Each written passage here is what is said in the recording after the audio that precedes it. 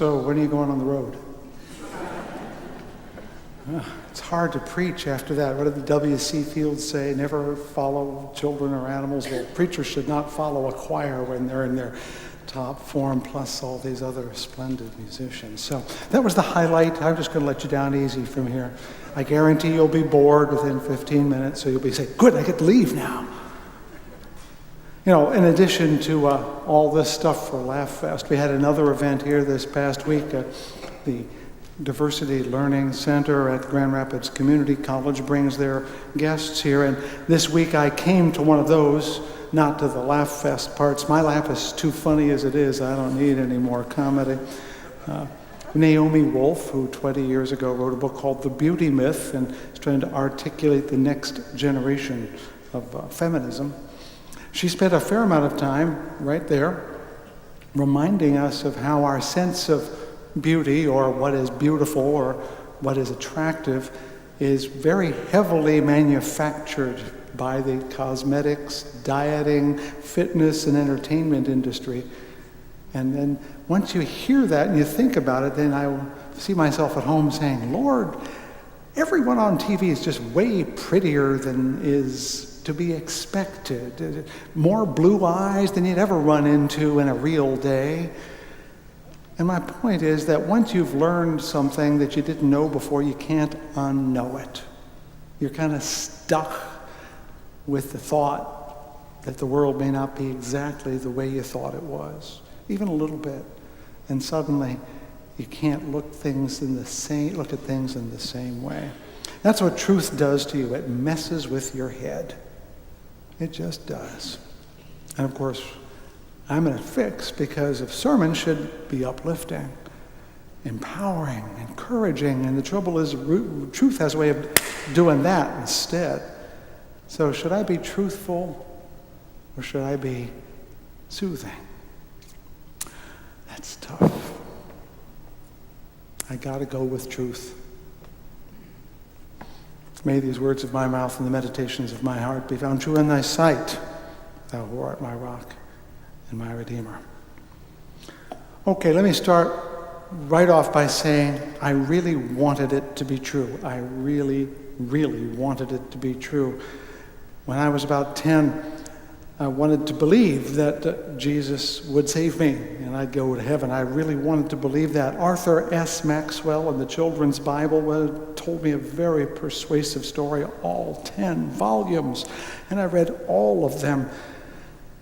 And there were, of course, lots of cool pictures of arks and Philistines with helmets and people in robes. And, of course, the best one was all those people jumping up out of the grave when Jesus came back.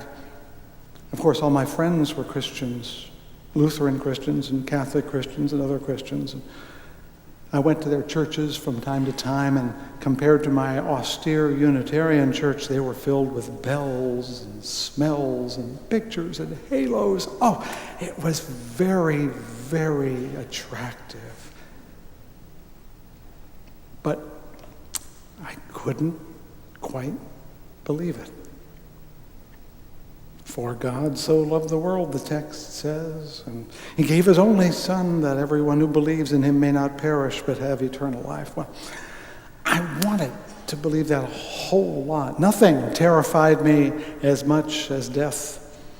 And here was a message that said, you'll get over it. It's not the end. Just believe. But, and oh, I wish there was not a but. The promise was never equal to the fact. Death, I knew, was real. And the glass-eyed cat lying on the lawn that used to be our pet, that was death. My old relatives shriveling and shrinking and looking like corpses on the way, they were real. 100 other places in the world tells you death is real, incontrovertible, unavoidable, as honest and legitimate as a stone in your hand. But this Jesus with the power to erase death seemed to be nowhere except in a book and in a church. I needed something as real as death to equal that, and that was not available. Now, Christians, big C Christians, I'll call them, have tried to win my soul many times, and most of them come at me with that, it's the only way to have eternal life. Well, I understand the appeal. Believe me, I understand it. And as one who is now well beyond the half-time of life and well behind on my to-do list, the lure of a do-over is very real. Why can't life be like those video games where if you hit the right bell, you get an extra life? But it ain't. I'm bringing all this up because of that text, and because this longing for immortality is very old. Christians didn't come up with it.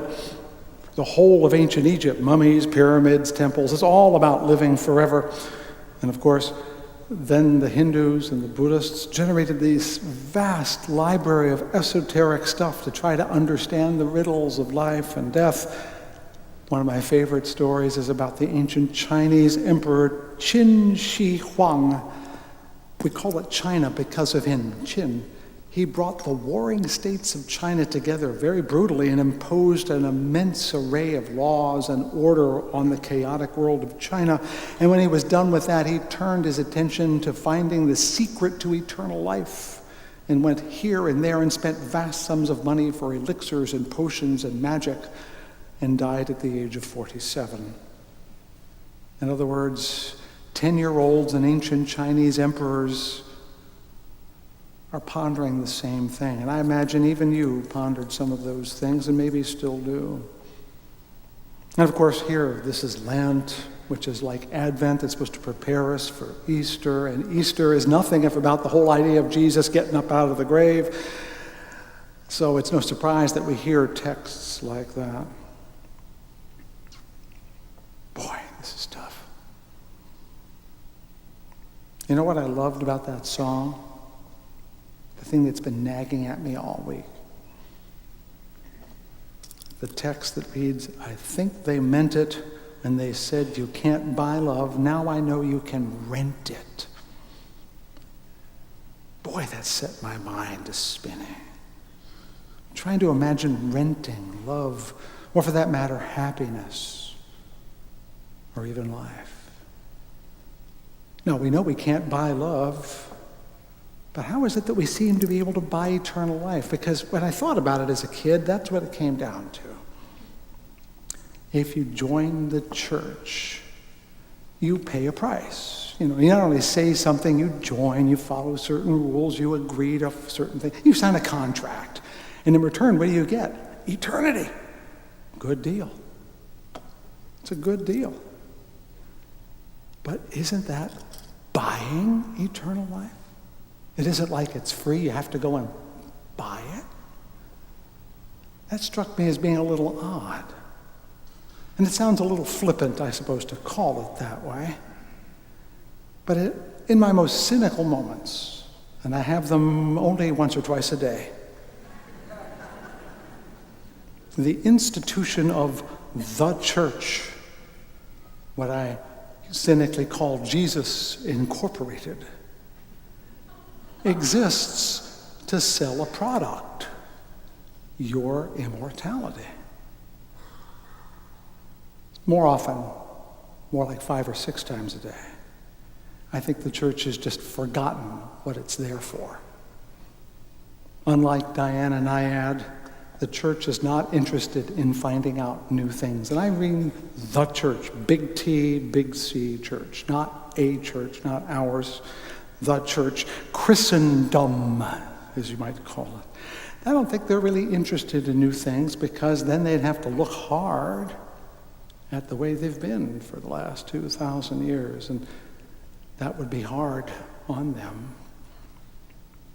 But Fountain Street Church is not part of the church. Just ask the Baptists, they'll tell you. Get thee behind me, Satan. So we don't have to worry about satisfying that problem. We're free of that anxiety. We have no stake, as it were, in this game. We do not have shares in Jesus Incorporated. So we have nothing to lose by asking a really difficult question. What if immortality, heaven, eternal life is not what Christianity is about?